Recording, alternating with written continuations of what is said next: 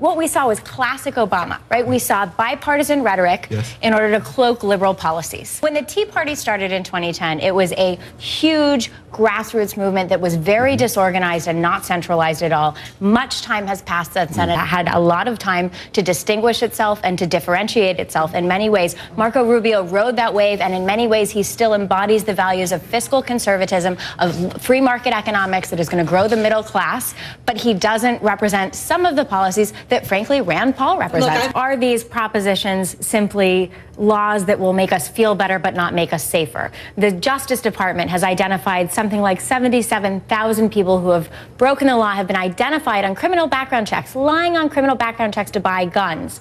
And sorry, the FBI hasn't identified them, turned them over to Justice. Justice hasn't chosen to prosecute them. That so there are a lot. Yes, we can fix this easily. So you're right. The question is, where is the common ground?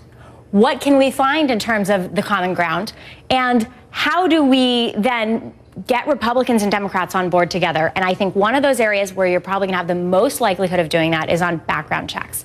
The NRA has supported it in the past. There are reasonable Republicans who are willing to go with a larger majority of Democrats in this area. The president mentioned the word debt in the context of the federal debt once in his speech. Marco Rubio mentioned it 5, 6, 7 times. That is a major error because the president this is the high watermark of his influence. This is the moment where if he wants to get bipartisan legislation passed, if he wants to actually attack what he said were the drivers of our debt in a Washington Post editorial board meeting in 2009, reforming entitlements, if he wants to be that guy, the president who has that legacy, he has now to act, and he totally missed the opportunity tonight. There is a fundamentally different view between the liberal vision and the conservative vision of what it takes to stimulate the economy. Republicans believe that if the government gets out of the way and lets the private sector grow, it will generate new taxpayers that will pay more taxes, that will generate more revenue. And Cornell and his friends believe that it's the government spending that is going to generate growth in the middle class. It's a fundamental. Okay, well, or I'll let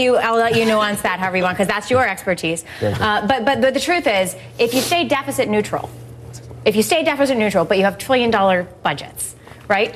You're still adding $1 trillion to the debt every single year. Strong point from Hoover. What do you